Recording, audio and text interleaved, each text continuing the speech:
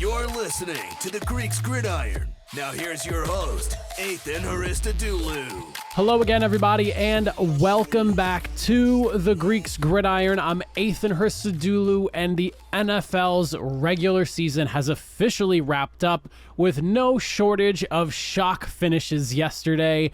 And I've got to say, we've saw some epic collapses, a couple of them to be specific, that we will get into as we go through these power rankings. We saw some teams fight their way to steal division titles.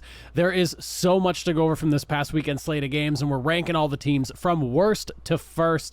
So make sure you comment down below. Let me hear your thoughts, your opinions on this past weekend's games, my power rankings. Let me hear your power rankings.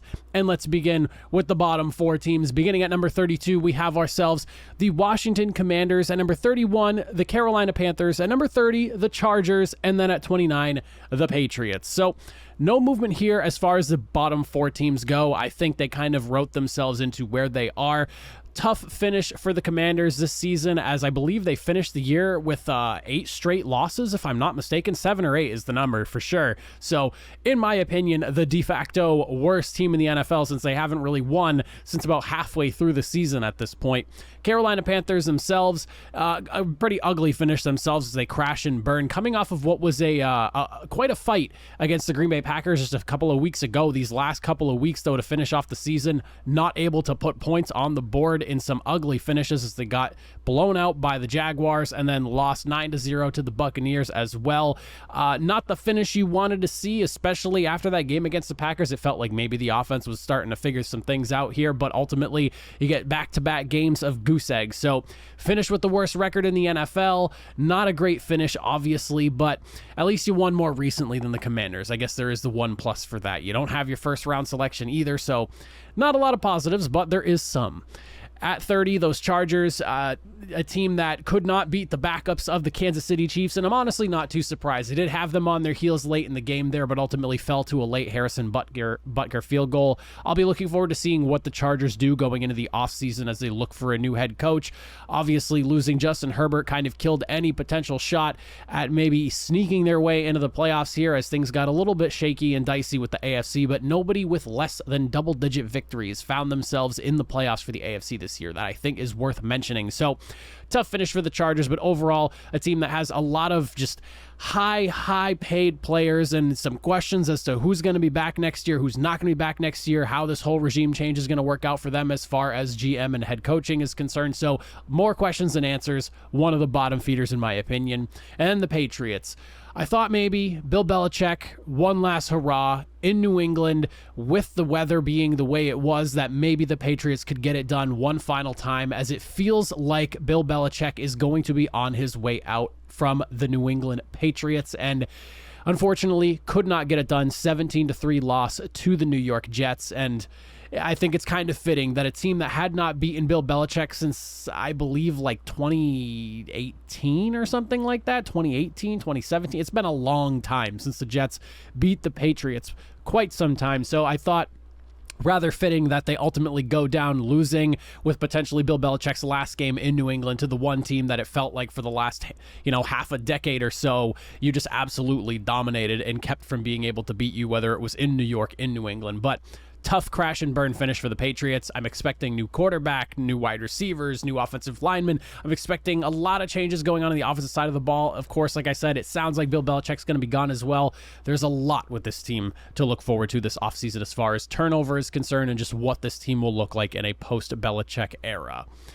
Moving into the next four teams, at number 28, we have those New York Jets we were just discussing. At number 27, we have the Arizona Cardinals dropping a spot. First bit of movement here. At 26, the Titans going up a spot here. And then at number 25, you have the Atlanta Falcons. Now, the Jets at number 28, like I said, getting the job done, being able to take down Bill Belichick in his potential final game here. Solid performance, but this is a team that, Robert Saleh is coming back. It feels like the towel was kind of thrown in a few weeks ago when that announcement was made, and we've just been kind of watching this Jets team coast to the finish line and looking forward to hopefully greener pastures with Aaron Rodgers as their quarterback, but they have got to sort out that offensive line, because I'm going to be honest with you, even with Aaron Rodgers under center, the way that offensive line was dealt with injuries all season long, I don't really know they do that much better. Like maybe they sneak into the playoffs as a wild card team, maybe somewhere within that 5 to 7 seed range. But if you can't protect your quarterback, I don't really know how you can sit there and really expect much more than what you already got. Again, Aaron Rodgers, great talent. I get it. But if you're only getting 1.5 seconds to throw a football, you're only getting 1.5 seconds to throw a football. And it doesn't really matter who it is that's throwing the football at that point each and every single snap. At 27, we have the Arizona Cardinals, who were a couple of missed field goals away of potentially, I mean, the Seahawks season was already spoiled when the Packers game wrapped up, but they didn't know that at the time, so they could have played spoiler for the Seahawks. But I've got to give some credit for a team that had nothing really to fight for the remainder of the season for quite some time, coming in each and every single week and fighting to the very finish to upset playoff-worthy teams was definitely a sight to behold the last few weeks of the season, so I've got to give some credit there. I'm looking forward to seeing this team go all in on Kyler Murray going forward as well. As that news was announced, they plan on having him as the quarterback for the future. I know there was a lot of uncertainty surrounding him, but there's a lot of work that needs to be done with this team as well. We got to find a legit number one wide receiver in Arizona. On top of that, the defense needs a lot of work as well. There is a ton that we are going to have to watch and see from this Arizona brass, and just watch the changes that they have, because they're going to need a lot. The team needs a lot of work, and I was pounding the table about it even prior to Kyler Murray coming back.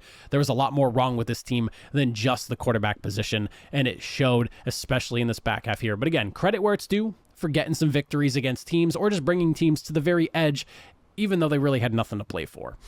At 26, the Tennessee Titans playing spoiler to their division rival Jacksonville Jaguars. And I've got to say, I'm not too surprised. I picked the Jaguars to win that game, but even when I was making that prediction there, I said out loud to everyone, do not be too surprised if this Tennessee Titans team brings the fight and pulls off the upset. And I picked the Jaguars because on paper, they're supposed to be the better team. They're fighting for a playoff spot. They were the division leaders going into that game at that point.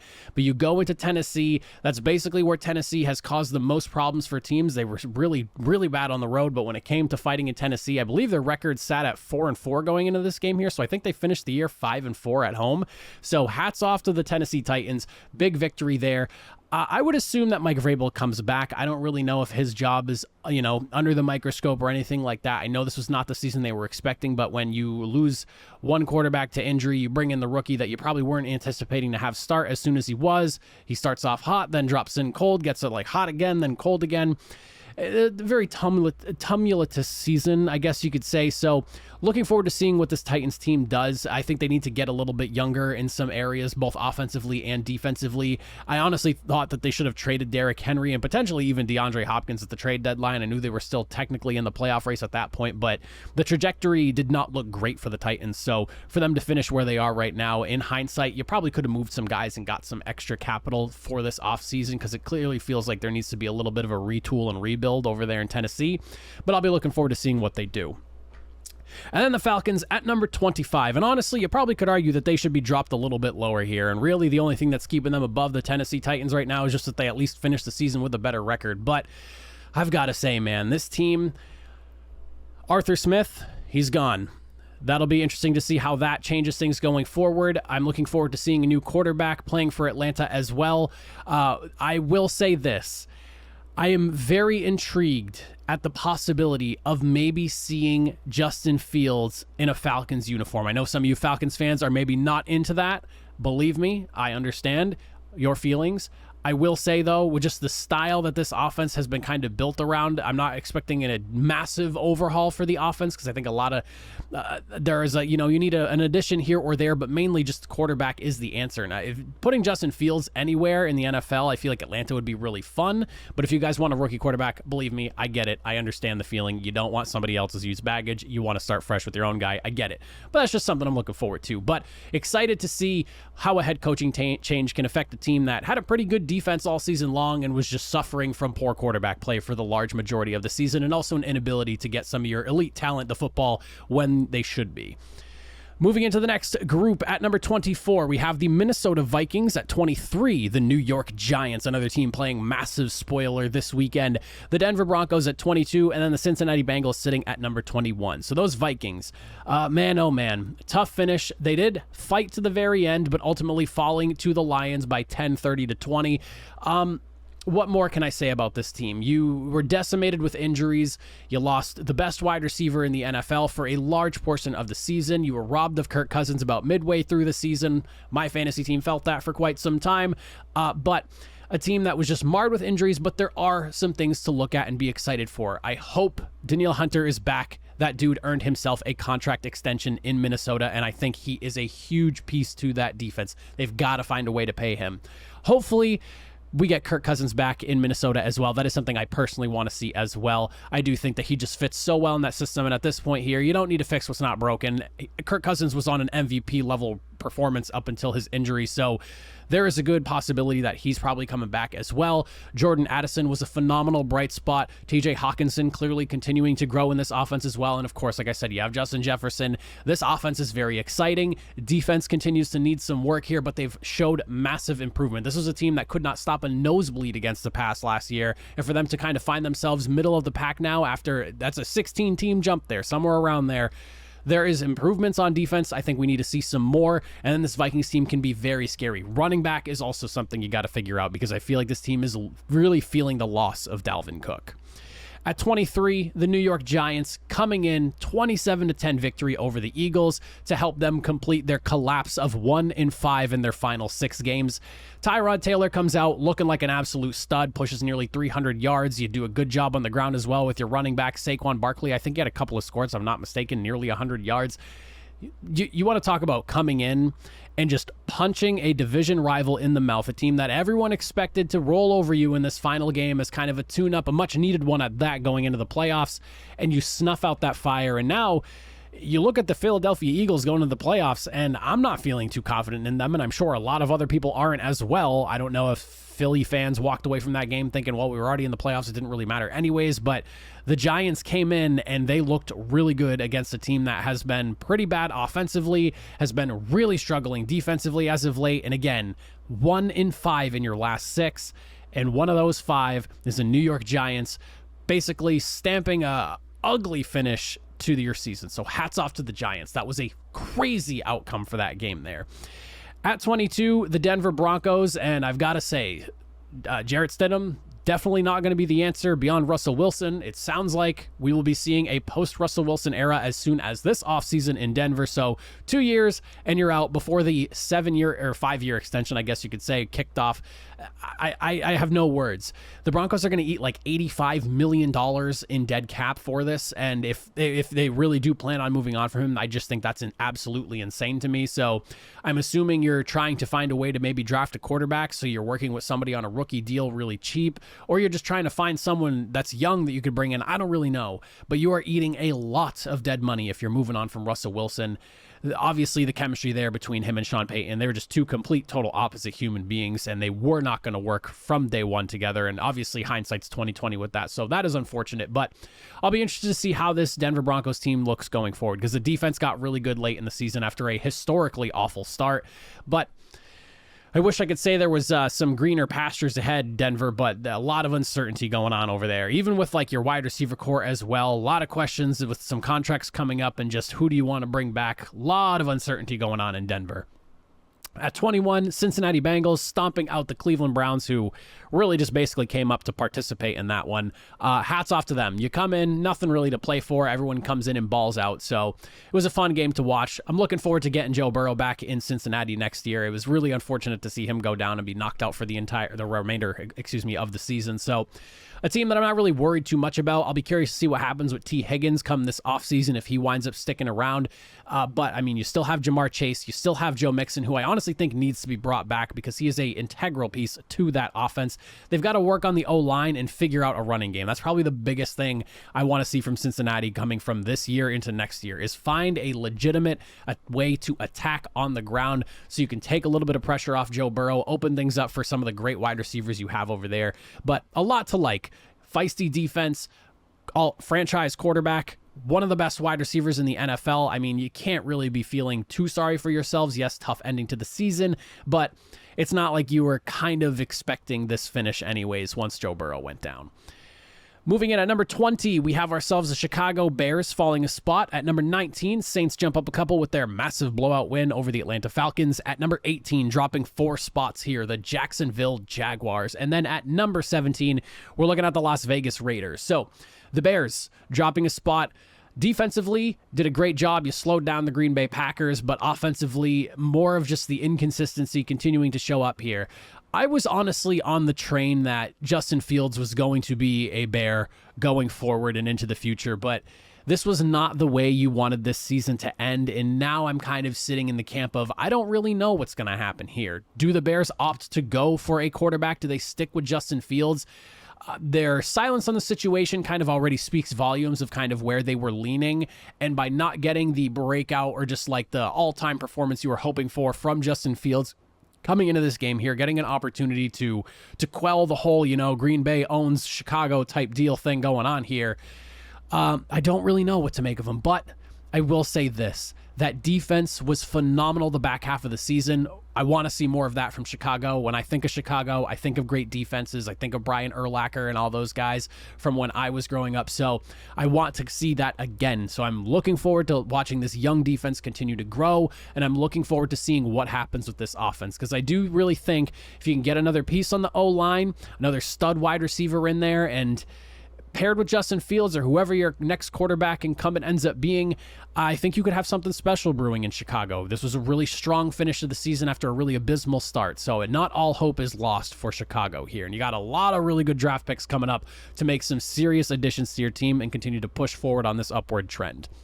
At 19, the New Orleans Saints didn't really matter, but an absolute shellacking and waxing of your division rival Atlanta Falcons. Listen, you were down 14-7. I was a little bit worried, but then that was pretty much it. 14-7 was as scary as it got, and you just absolute routing from start to finish. There has definitely got to be some work done offensively over there in New Orleans. I think the defense continues to be an opportunistic unit and an excellent unit at that. Dennis Allen knows his defense, but we have got to see some major improvements on the offense, and consistency is really where I look at this team. There are weeks where you look at this offense and you think, wow, this is what it's supposed to be like. And then you have weeks where you're off schedule, not on the same page. Wide receivers are dropping passes. Derek Carr's missing wide open throws, or just nobody's connecting. The wrong routes are being run. Interesting play calling, I guess you could say, in certain situations. The offense needs consistency. At 18, the Jacksonville Jaguars, another team finding themselves on a really epic collapse here. They were 8-3 at one point. They were 8-3 and only managed to win just one game from that point going forward. Another one of those epic collapses that I hinted at earlier. I thought they could get the win. I really did. Like I said, I picked them. In the back of my mind, though, I was very nervous. In Tennessee, the Titans, they're a team that will fight to the finish line even if they don't have anything to fight for. And you got. I'm worried about Trevor Lawrence's health. Hopefully, he can get himself right, be ready for next season, and be ready to go. But it felt like he maybe needed to be sat down a while prior, because the amount of injuries that guy was dealing with, I feel like I'm watching Andrew Luck 2.0 with all the injury stuff, and it's like scaring me, because I like Trevor Lawrence as a quarterback. I want to see him flourish, but it feels like he needs to be taken a little bit better care of. And I understand the playoffs were on the line, but high ankle sprain and then the shoulder thing, concussion thing, like there's just way too many things working against you. And I was a little bit surprised to see Trevor Lawrence being thrown into the fire the way he does. Obviously, he's a competitor. He's a tough guy, I'm sure, and he wanted to be out there. But at some point, somebody, cooler head needs to prevail and be like, you know what, maybe this isn't actually the best idea for our franchise quarterback. So tough finish for the Jaguars. Better luck next year, I guess you could say. The good news is that I would say you're closer to the top half of the, well, I mean, I guess not technically, because I have you at 18 in the power rankings here. So you're about middle of the pack right now. You had a good opportunity. The division was yours. You just kind of let it slip out of your hands. Let's see if we can add some more pieces, maybe get a little bit better next year, and hopefully see some improvement and get the Jaguars team that everyone thought you were at 8-3 as opposed to the 9-7 finish that you got. And then at number 17, the Las Vegas Raiders. If Antonio Pierce is not the head coach in Las Vegas next year, it will be an absolute crime. The players came out and with one final opportunity, showed out for their head coach, notched a big win over the Denver Broncos. I need to see Antonio Pierce as head coach next season. If anyone has earned a head coaching job next year, it is Antonio Pierce. The way that team has rallied around him, bought into what he is preaching to them, it feels like a brotherhood over there, and it's awesome to watch. And I'm honestly envious of as a Colts fan. And don't get me wrong, Shane Steichen, I love him. Great coach, did an excellent job with the team that he had over there, all things considered, losing Anthony Richardson. But you don't get that kind of culture and that kind of feel very often. So the Raiders have something brewing over there, and that's something to definitely keep an eye on going forward. But Antonio Pierce needs to be head coach in Las Vegas next year. Moving into the top half of the NFL, at number 16, Seattle Seahawks scraping by against the Arizona Cardinals. At 15, we have the Tampa Bay Buccaneers. At number 14, we're looking at the Colts. And then at number 13, we have the Pittsburgh Steelers. So, Seahawks, like I mentioned earlier, couple of missed field goals away from potentially blowing that game there. Ultimately, it didn't really matter because the Packers won their game, effectively knocking you out of the playoffs before your game was over. But you didn't know that at that moment. At least I don't think you did. I'm assuming nobody really had the idea. But with that being said, this offense ran out of steam. Defensively, they had their struggles, especially against the run during the final 6, 7, 8 games of the season. It feels like at this point now because it extended for so long. Not really sure what happened.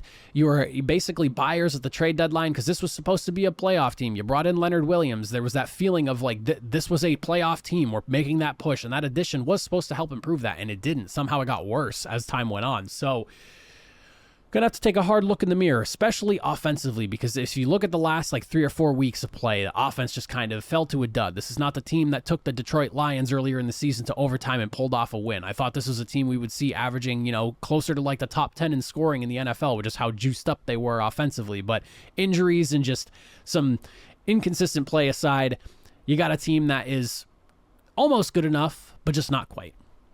At 15, the Tampa Bay Buccaneers, and I've got to say, a 9-0 victory does not really give me high hopes for this Buccaneers squad. Thankfully for them, they're going up against a team in the Philadelphia Eagles next week that are 1-5 in their last 6. So, not quite sure of what to make of this Tampa Bay team, because I would have thought going up against the Carolina Panthers, you'd want a little bit more of an emphatic victory, but offensively, the inconsistencies continue.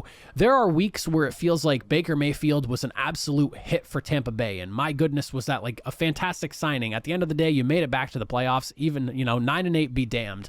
However, there are weeks where they're on and there are weeks where they are off. And the off scares me, where I don't really know if they can beat anyone in the NFC playoff picture.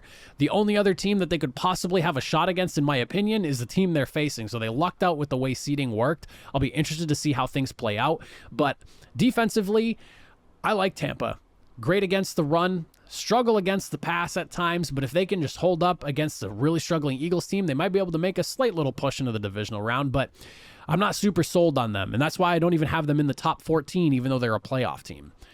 At 14, the Colts, my goodness, what do you say? I mean, you could argue that the Colts had that game in the bag, and they potentially could have had the win there, especially with the missed field goal late from Fairbairn on the Texans' end after they scored that go-ahead touchdown. Man, oh man, you have to wonder. You have to wonder what happens if that catch is not dropped on 4th down. Tough finish. It is what it is, though. As a Colts fan, I'm really looking forward to the future. This offense was beyond exciting and such a surprise considering Gardner Minshew was leading the way. I tip my cap to him because when Anthony Richardson went down, I went ahead, came on here, talked about, season's over, time to look forward to next year, tank, let's get Marvin Harrison Jr. and all that stuff. But my goodness, was I shocked to see the fight from this team and a lot of really good things coming out of this year. And with Anthony Richardson coming back, I'm really looking forward to seeing what he and Jonathan Taylor and the rest of these guys on offense can do when he's able to really open things up and bring this offense to the level it was supposed to be at with his athleticism available. At number 13, Pittsburgh Steelers, getting it done in one of those ugly weather games there against the Baltimore Ravens. A little bit closer than you would have liked it to see, but maybe you can chalk it up to the weather. Maybe you could chalk it up to the Ravens defense still being really good and really deep despite not having all of their starters playing. I'll tip my cap to them. Mason Rudolph coming in the last 3 weeks of the season was by far the best decision this team could have made because you had those 2 really strong performances crossing 30 points and then finish things off. I don't really know if you win that game with any of your other quarterbacks under center there. And if the Steelers don't win that game, they're not in the playoff picture. So hats off to them and to Mike Tomlin. 10-7 with this roster. I'm a little bit concerned in regards to TJ Watt. I would assume that there's just about no way with a grade 3 MCL sprain that he's going to be able to play in the playoffs. I would think, like, at best, if the Steelers made an improbable Super Bowl run, that's when you could see him. But if that looked painful, whatever, and it was non-contact at that, if it's a grade 3 MCL sprain, I mean, I guess depending on how quickly he can rest up and heal up and how well physical therapy goes for him, maybe he can come back. But I'd be shocked to see TJ Watt at all during this playoff picture. And that's a little bit concerning because he is a huge piece to that defense, and one that when he's not on the field, I think you can really notice from Pittsburgh. Moving into the next 4, at number 12, the Green Bay Packers with a great victory over a division rival, Chicago Bears, in a situation where they were basically same exact situation they were last year, albeit with Aaron Rodgers under center, and you got the job done. And it was against a defense that was red hot too. I thought that Bears defense was going to give you problems and shut you down, but no, you managed enough to get the job done, and I'm excited to see what this young Packers team can do in the playoffs. I'm not sitting here expecting some improbable run through the playoffs, but I'll be looking forward to seeing just how much noise they can make. You have a young quarterback with a lot of young, up-and-coming talent offensively. If the offensive line can hold up, running game can hold up with Aaron Jones back now as well, you got yourself a pretty threatening team. The defense is where their concerns basically lie for them right now. I know a lot of people are not the biggest fan of Joe Barry, and also just we've seen what this defense can do, especially at times against the run. They can be a sand sieve, and then against the pass at times they were being a little bit leaky as well. It just kind of depends on the week.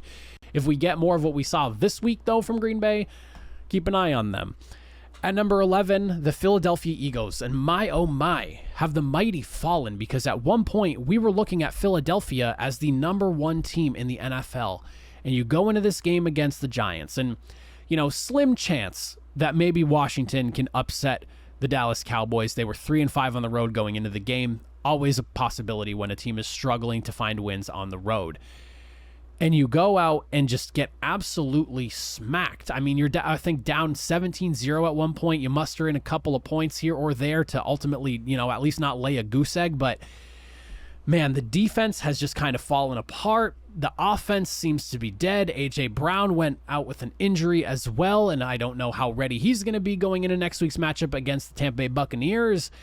There is a lot to be concerned about with Philadelphia. There was a point in time this season where I thought this team was the most complete in the NFL, and it is like it's not even a shell of its former self. So worried about the Eagles, wishing them the best come playoff time, but I am a little bit nervous about them. Thankfully for them, they draw both sides, honestly. Tampa Bay Buccaneers, you can kind of say this about both teams. Thankfully for Tampa Bay and thankfully for Philadelphia, they drew each other in the playoffs. So even with their struggles that they're both dealing with going into the playoffs right now, I think that they are probably the most equal opponents in their current situation.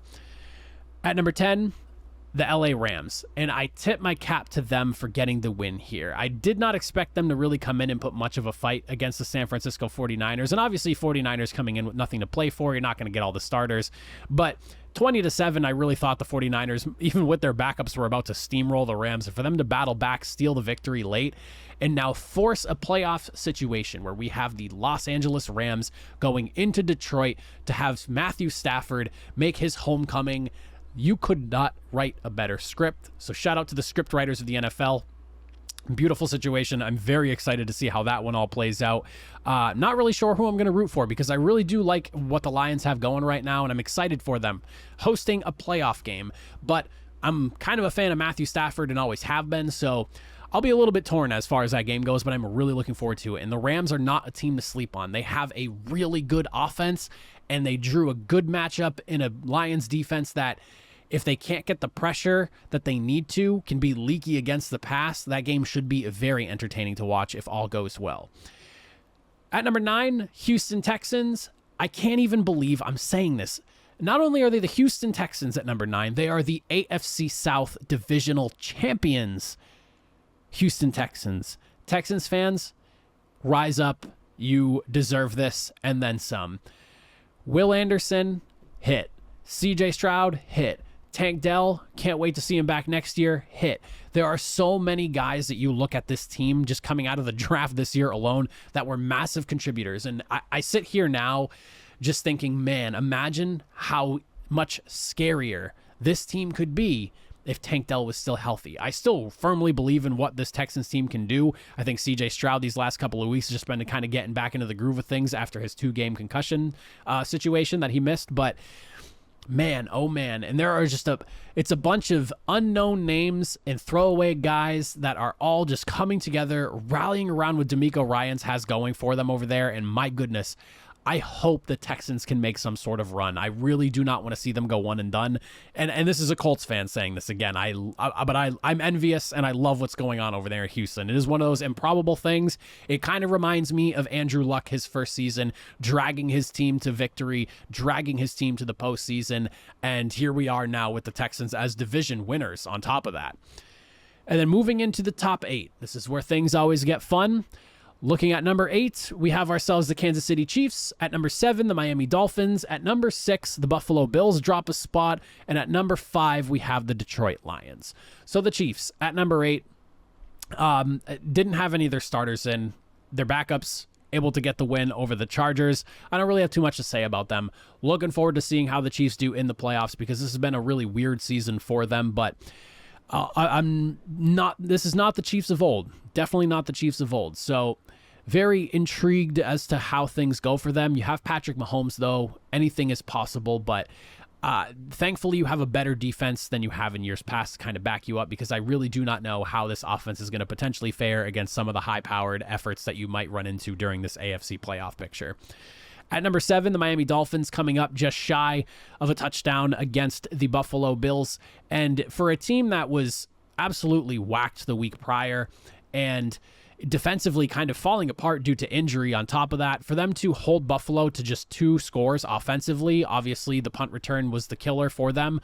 I've got to say, Dolphins put up a better fight than I was kind of anticipating. I thought maybe, especially with just like once the actual like inactives list came out and everything, and I saw just who, like everyone that were going to be missing for Miami defensively, I was a little bit concerned, but they put up a fight. A couple of really bad interceptions from Tua put them in a tough spot. I don't really know how far Miami's going to be able to go, and that's really unfortunate because this was such a fun team to watch, but the injury bug, especially on defense, has really just like bit down hard on Miami, and they're kind of a victim of that. More so than anything else, in my opinion, because I thought that this was a really great team, and they really came to life once Jalen Ramsey got into the fold defensively. But then, like, you lose Jalen Phillips, you use Bradley Chubb. On top of that, you're dealing with other injuries. Xavier Howard, Javon Holland, was he 100% in this game, dealing with like MCL injuries in both of his knees? Like, how are you possibly 100% if you have MCL issues in both of your knees? That just makes no sense to me.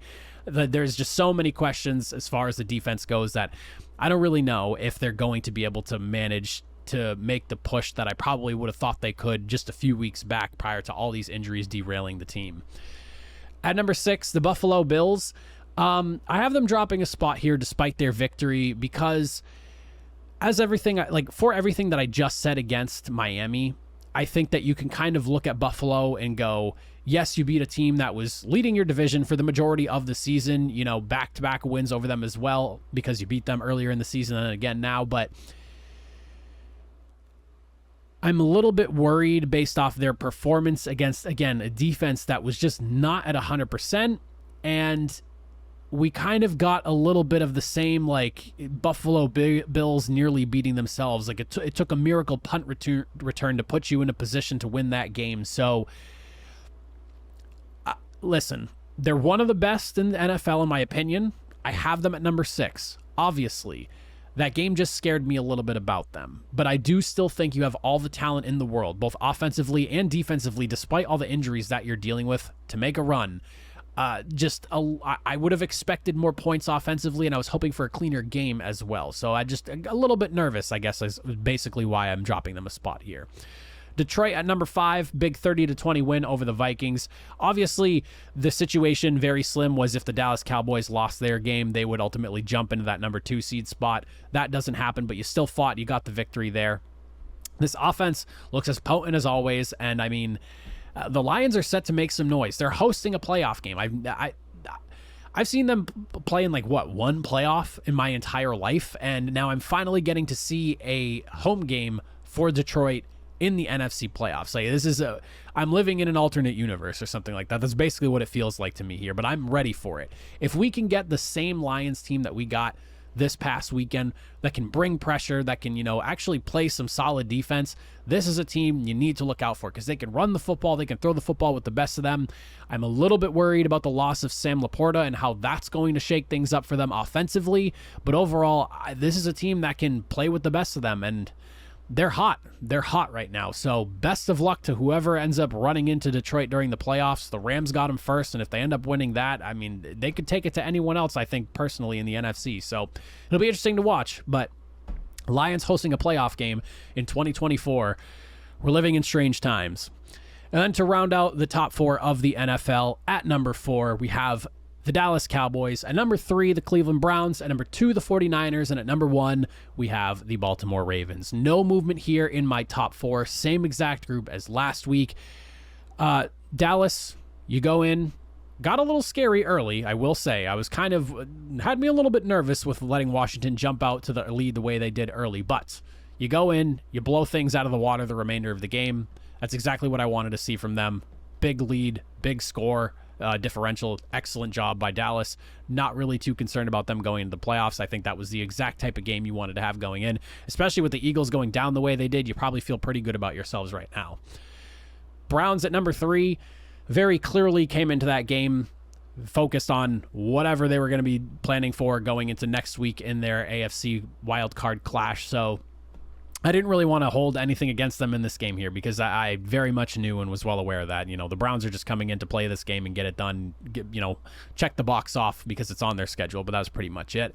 I still think they're one of the best in the NFL, though, right now. I didn't get to talk about this last week because I was too sick to do the power rankings last week, but the Browns have just rounded out into an unbelievable unit, from the defense to the offense, being able to throw the ball and run the football. They have one of the better offensive lines in the NFL.